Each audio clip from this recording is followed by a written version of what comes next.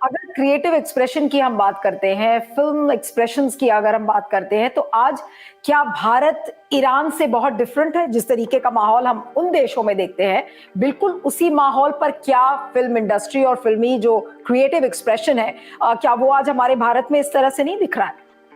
देखिए, वहां तक अभी स्थिति पहुंची नहीं है। वहां तक अभी स्थिति पहुंची नहीं है, लेकिन अगर ये रंग ढंग रहे तो हम उस तरफ जो है उसी रास्ते पर बढ़ रहे हैं।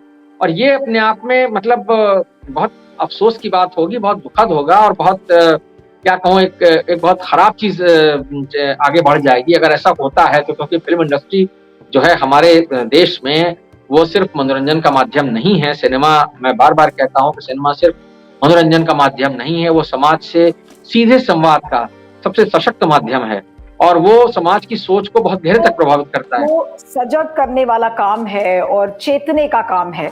वो फिर आखिर कौन करेगा बॉलीवुड के क्रिएटिव एक्सप्रेशंस को लेकर? क्योंकि जो लोग बोल रहे हैं वो मार्जिनलाइज्ड हैं।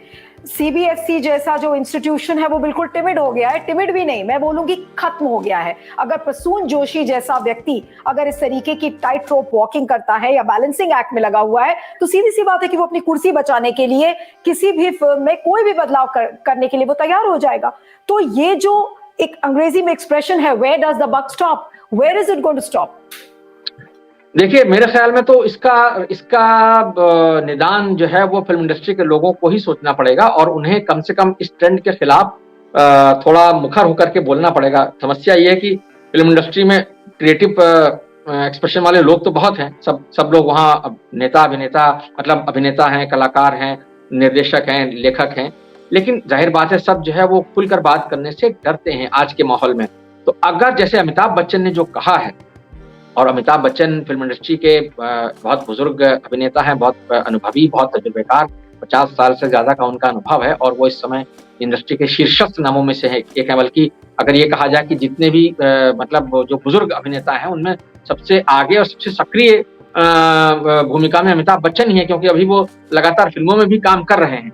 तो इसलिए अगर उन्होंने जो वार्निंग बेल्स उन्होंने बजाई हैं, जो उन्होंने घंटियां, जिस तरफ इशारा किया उन्होंने अपने उस वक्तव्य में जो उन्होंने कलकत्ता फिल्म फेस्टिवल के मंच से दिया, तो उसकी तरफ ध्यान दे करके अगर फिल्म इंडस्ट्री के लोग, यानी निर्माता, निर्देशक, लेखक, अभिनेता जो हैं, कुछ जो प्रमुख अभिनेता हैं, वो उसकी तरफ इशारा करके अगर आगे आते हैं और इस ट्रेंड के खिलाफ, यानी जो दबाव डालने वाला ट्रेंड है, इसके खिलाफ अगर मुखर होकर के आवाज उठाते हैं, तब शायद तभी उनका एक कहना चाहिए जो उनकी आजादी है, अभिव्यक्ति की आजादी। क्योंकि आपको ध्यान होगा, अमिताभ बच्चन ने अपने भाषण में सिविल लिबर्टीज और फ्रीडम ऑफ एक्सप्रेशन का भी जिक्र किया था।